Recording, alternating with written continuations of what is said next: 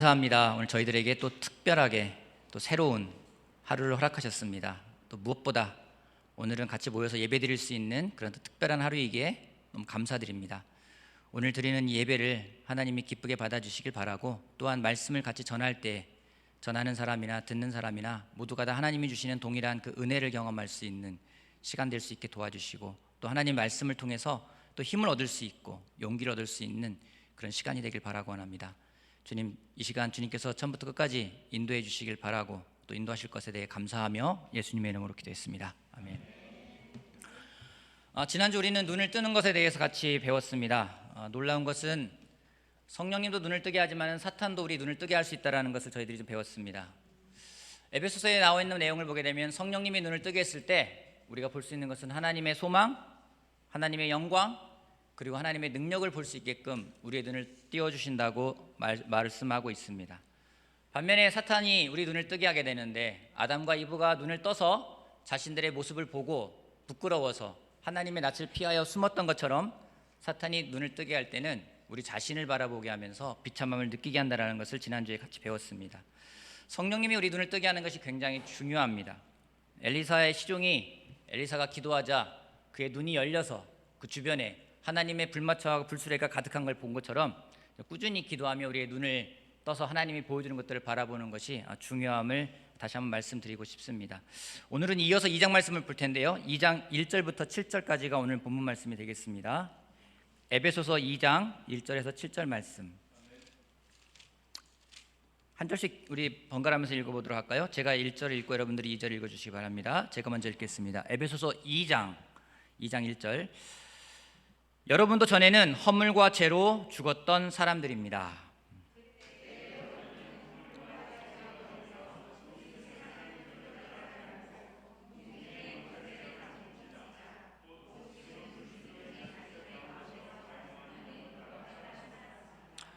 우리도 모두 전에는 그들 가운데에서 육신의 정욕대로 살고 육신과 마음이 원하는 대로 행했으며 나머지 사람들과 마찬가지로 날 때부터 진노의 자식이었습니다.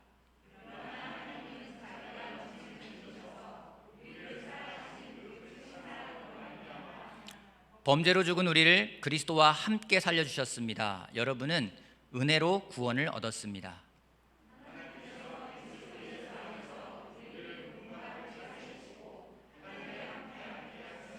같이 읽어볼까요? 7절 시작. 그것은 하나님께서 그리스도 예수 안에서 우리에게 자비로 베풀어 주신 그 은혜가 얼마나 풍성한지를 장차 올 모든 세대에게 드러내 보이시기 위함입니다. 아멘. 여러분, 산에 가거나 아니면 들에 가거나 가로수가 있기도 하고 이렇게 서 있는 나무들을 볼 때가 있습니다. 나무가 죽었는지 살았는지 어떻게 알 수 있을까요? 그 나무가 죽은 나무인지 살은 나무인지 알 수 있는 방법이 어떤 것이 있을까요? 이파리가 말라있나 안 말라있나 본다. 또 어떤 걸 보면 알 수 있습니까? 수필? 나무 껍질을 보면 알 수가 있다. 그죠? 겨울에는 분간하기 어려울 것 같아요. 다 죽은 것 같아요. 그죠? 그 나무가 죽었는지 살았는지 그 기준이 되는 것은 그냥 나무가 땅에 박혀 있다, 서 있다, 이걸 가지고 나무가 죽었다 살았다라고 판단할 수가 없습니다.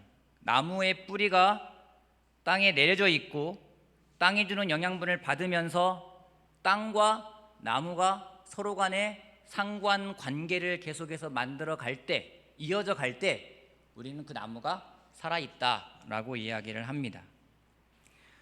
성경은 살아있는 사람과 죽어있는 사람에 대해서도 이야기를 많이 합니다.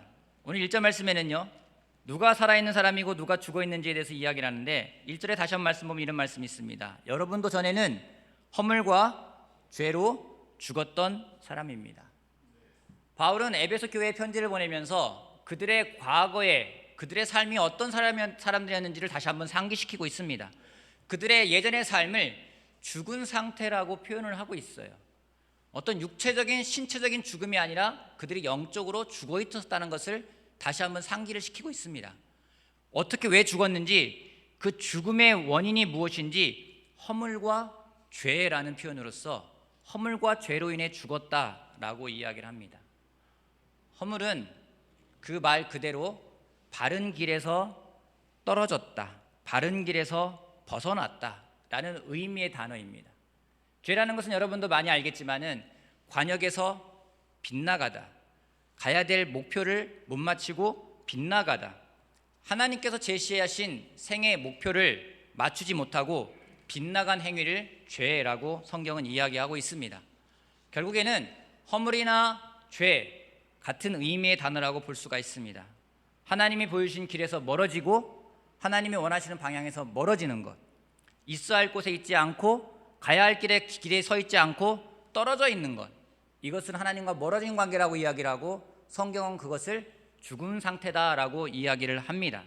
영적으로 죽었다라고 표현합니다. 바울은 에베소 교회에 있는 사람들이 과거에 하나님으로부터 떨어져 죽어있는 상태였었고 죽어있는 상태의 삶이 무엇인지를 2절 3절에서 또 이야기를 하고 있습니다. 2절 3절 제가 다시 한번 읽어보겠습니다. 그때 여러분은 허물과 죄 가운데서 이 세상의 풍조를 따라 살고 공중의 권세 잡은 통치자 곧 지금 불순종의 자식들 가운데서 작용하는 영을 따라 살았습니다. 먼저는 하나님과 분리된 상태에서 그들의 삶을 바울은 표현하는 것은 이 세상의 풍조, 세상의 가치관을 추구하고 따라 살아가는 존재가 된다는 겁니다.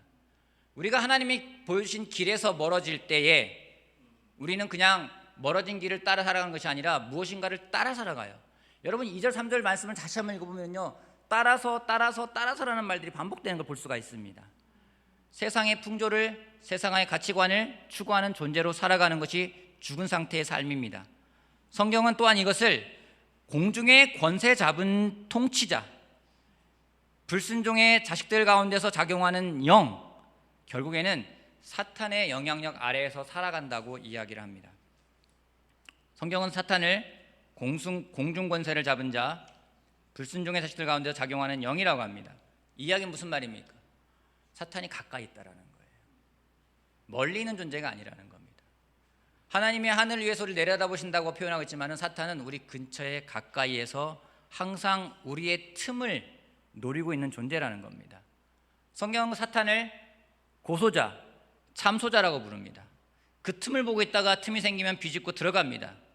그들은요, 여러 가지 사람을 위협하지 않습니다. 말로 공격을 하는 거예요. 여기저기 험담을 해야 됩니다. 비난을 해야 됩니다. 누군가를 욕을 해야 직성을 풀리는 것이 사탄의 속성입니다. 그 입에서 좋은 말이 나오지가 않습니다. 입을 열기만 하면 험담하고 비난하고 정죄하는 존재가 사탄입니다. 사탄이 이 세상을 지배하고 있다고 그래요. 여러분 뉴스를 보십시오. 매스컴을 보십시오. 나오는 말들이 다 비방이고 다 험담이 참 난무하는 세상이 된 것이 지금 우리가 살아가고 있는 세상입니다. 이러한 불순종의 영을 따라가는 삶에 대해서 더 설명하는 것은 3절입니다. 우리도 모두 전에는 그들 가운데서 육신의 정욕대로 살고 육신과 마음이 원하는 대로 행했으며 나머지 사람들과 마찬가지로 날 때부터 진노의 자식이었습니다. 나머지 사람들이라는 표현을 쓰고 있습니다. 나머지 사람들과 마찬가지로, 이 나머지 사람들이라는 것은 유대인들이 주로 이방인들을 지칭할 때 쓰는, 이방인들을 좀 비하하기 위한 표현이 나머지 사람들이었습니다. 그 이야기는 무엇인지 그리스도 밖에 있는 사람들을 갖다가 표현할 때 나머지 사람들이라고 지금 바울은 똑같이 이야기를 하고 있는 겁니다. 그리스도 밖에 있는 사람들, 세상과 똑같이 살아가는 사람들, 구별되면 없이 똑같이 살아가는 사람들, 전혀 거룩하지 않은 사람들을 바울은 죽은 상태에서 살아가는 사람들이라고 이야기를 하고 있어요. 바울은 에베소 교회 형제자매들에게 과거에 그들이 어떠했는지를 상기시키고 있습니다. 왜 그럴까요? 왜 과거의 모습을 자꾸만 보여주는 걸까요? 바울은 고린도에도 마찬가지예요. 여러분이 구원받기 이전의 삶이 어떠했는지를 기억하라고 다시 한번 이야기를 하고 있어요. 왜 그러는 걸까요? 여러분 성경은 간단합니다. 성경에서 하라는 것은 하지 않기 때문에 그래요. 기억하라는 얘기는 쉽게 잊어버린다라는 겁니다.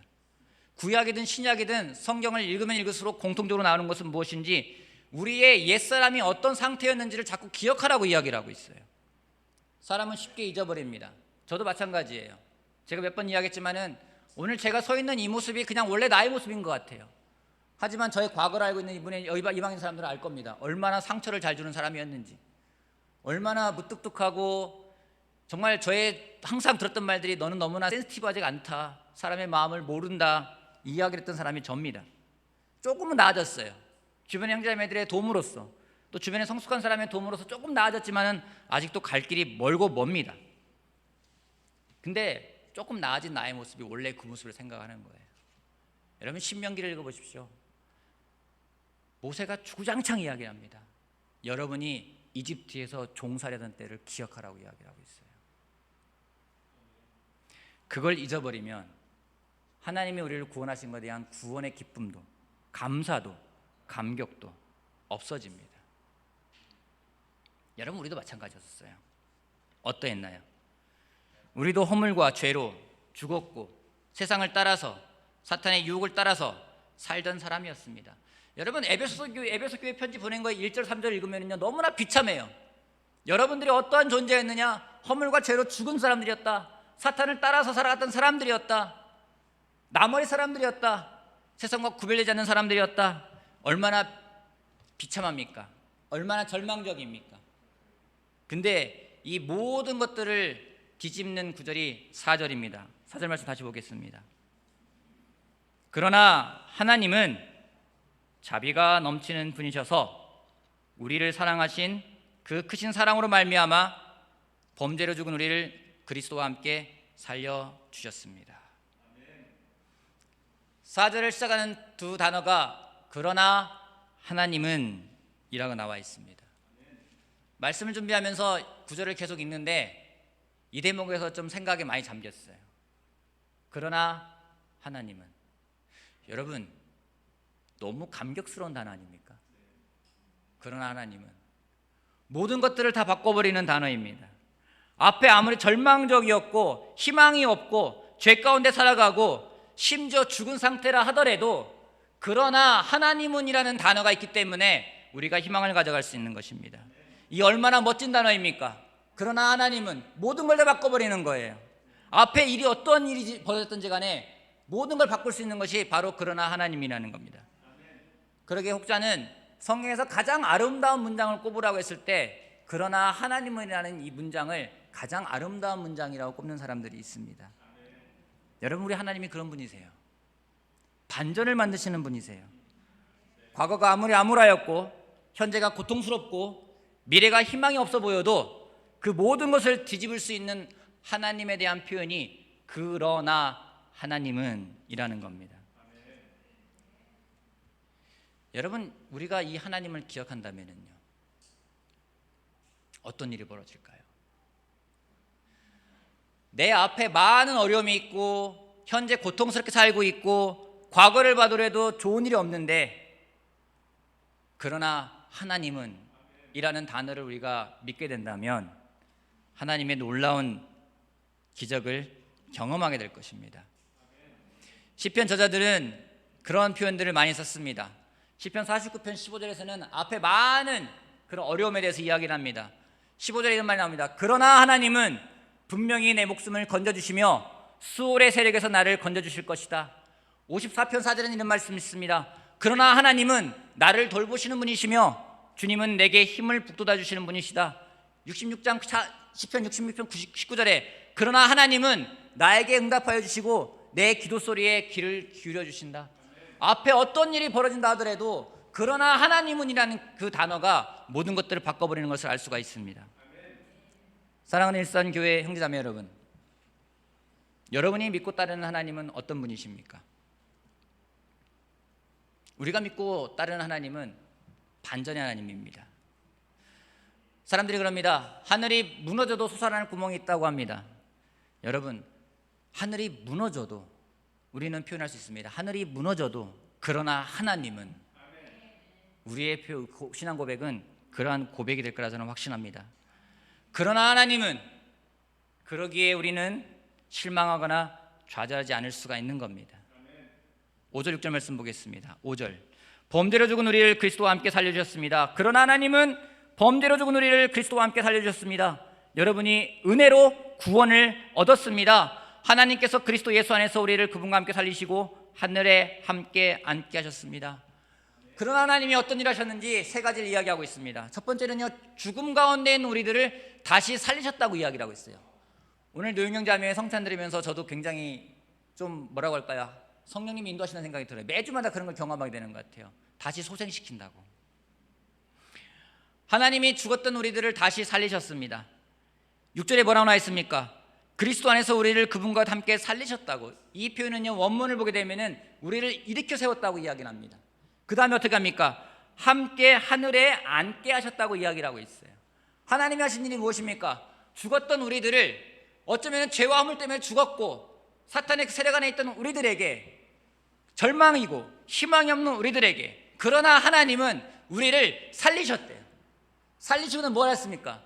살리신 다음에 우리를 일으키셨대요. 그 다음 뭘 했습니까? 하늘에 앉게 하셨대요. 상상해 보십시오. 죽었던 우리들을 살리시고 살아난 사람을 다시 일으켜 세우십니다. 그리고 그분을 하나님과 함께 앉게 하십니다. 여러분이 얼마나 영광스러운 광경입니까? 근데 하나님이 왜 그렇게 하시는 걸까요? 7절에 그 이유가 있습니다. 그것은 하나님께서 그리스도 예수 안에서 우리에게 자비로 베풀어 주신 그 은혜가 얼마나 풍성한지를 장차 올 모든 세에게 드러내 보이시기 위함입니다. 하나님의 은혜가 얼마나 풍성한지 모든 세대에게 드러내 보이시기 위함이라고 이야기하고 있습니다. 여러분, 제가 설교를 한 지가 꽤 오래됐는데 저의 설교 가운데서 가장 흑역사를 꼽으라면은 목동에서 교회가 있을 때 로마서 강해를 시작했던 그 설교가 저한테는 아주 흑역사 중에 흑역사 설교입니다. 로마서의 주제가 뭡니까? 은혜죠. 은혜를 설교하게 됐었어요. 근데 지금 제가 생각나는 거는 그 설교를 완전히 망쳤어요. 왜요? 은혜가 뭔지를 모르는 사람이 은혜를 이야기하려니 설교가 되겠습니까? 완전히 횡설수설, 중언, 부언, 완전히 그 말 그대로 그냥 제 설교 가운데 아주 가장 망친 설교가 그 설교예요. 그때 저를 도와주던 박지원 그때 목사님이 제 설교에 반응하러 올라갔어요. 근데 그 반응이 저를 살렸어요. 어떻게 반응하셨냐면은 오늘 김호 형제의 설교를 들으면서 은혜 받았다고 이야기를 해요. 왜냐하면 그 설교를 들으며 자신도 은혜가 뭔지를 모르기 때문에 은혜에 대해 설교를 하면 저렇게 했을 거라고. 솔직히 은혜가 뭔지를 우리가 모르고 살아갑니다. 여러분, 은혜라는 게 뭘까요? 특별히 우리 교회에서는 하나님의 은혜, 하나님의 은총 이런 표현들을 잘 쓰지 않습니다. 이성적인 걸 추구하는 교회입니다. 근데요, 성경을 읽으면 읽을수록 모르겠어요. 나이가 들어간지 모르겠지만 점점점 성경을 읽어가면서 하나님의 은혜가 아니면 내가 어떻게 살아갈 수 있을까라는 생각을 참 많이 하게 돼요. 제가 좋아하는 저의 찬양 가운데 은혜 아니면이라는 찬양이 있습니다. 가사가 이런 가사예요. 어둠 속 헤매이던 내 영혼 갈 길 몰라 방황할 때 주의 십자가 영광의 그 빛이 나를 향해 비추어 주었네. 주홍빛보다 더 붉은 내 죄 그리스도의 피로 씻기어 완전한 사랑 주님의 은혜로 새 생명 죽게 얻었네. 그러면 후렴구가 나옵니다. 은혜 아니면 나서지 못하네. 십자가의 그 사랑.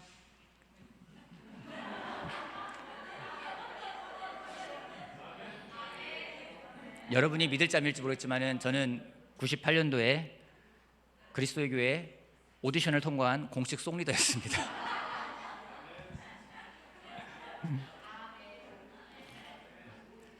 은혜 아니면 제가 어떻게 찬양을 하겠습니까?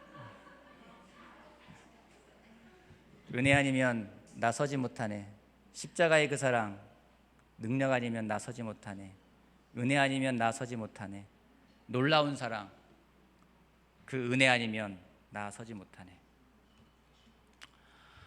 말씀을 전하는 목사로서 부끄럽지만은 사실 저는 은혜를 잘 모르고 살아가는 사람이었습니다.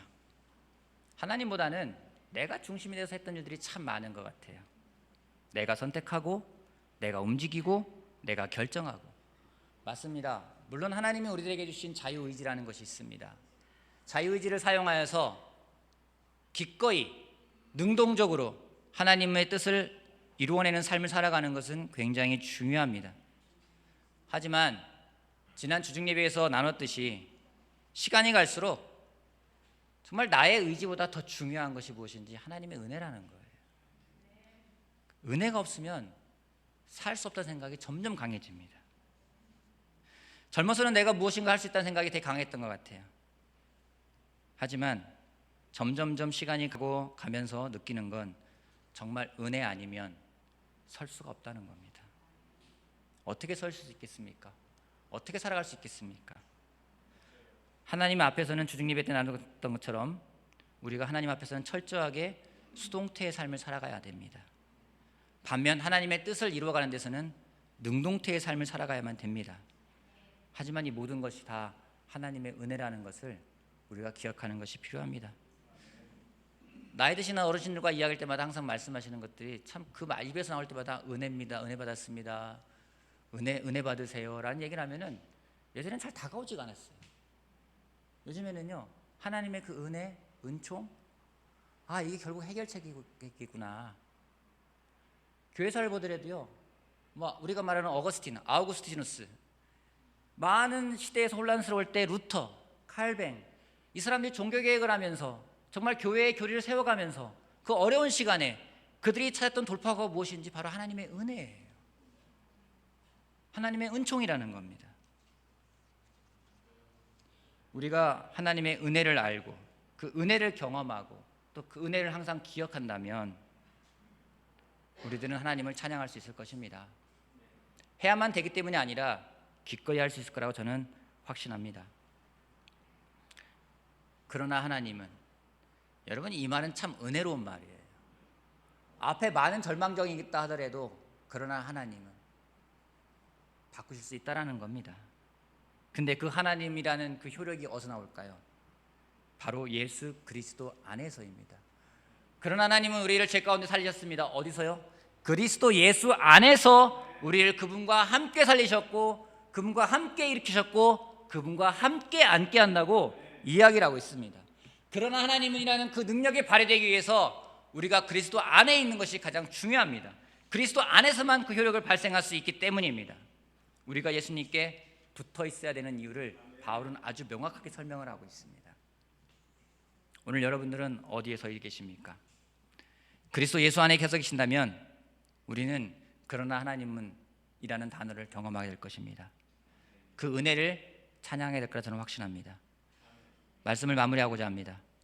사탄은 고소자, 참소자라고 성경은 이야기하고 있습니다.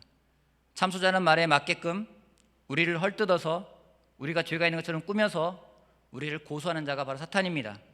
그러나 하나님은 우리를 사랑하시고 구원하시고 함께 하십니다. 그 이유가 무엇인지 하나님이 얼마나 은혜로운 분인지를 알길 원하시기 때문입니다. 하나님이 무서운 분, 하나님은 두려운 분, 많은 표현이 있지만 은혜로운 하나님이라면 우리가 하나님께서 다가갈 수 있다는 것을 하나님은 알기 때문입니다. 이 은혜를 알 때 감사할 수 있습니다. 자신감도 생길 것입니다. 더불어 예수님이 내가 너희를 사랑한 것처럼 서로 사랑하라 하신 그 계명도 충분히 이해하고 실천할 수 있는 힘이 될 거라 저는 생각합니다.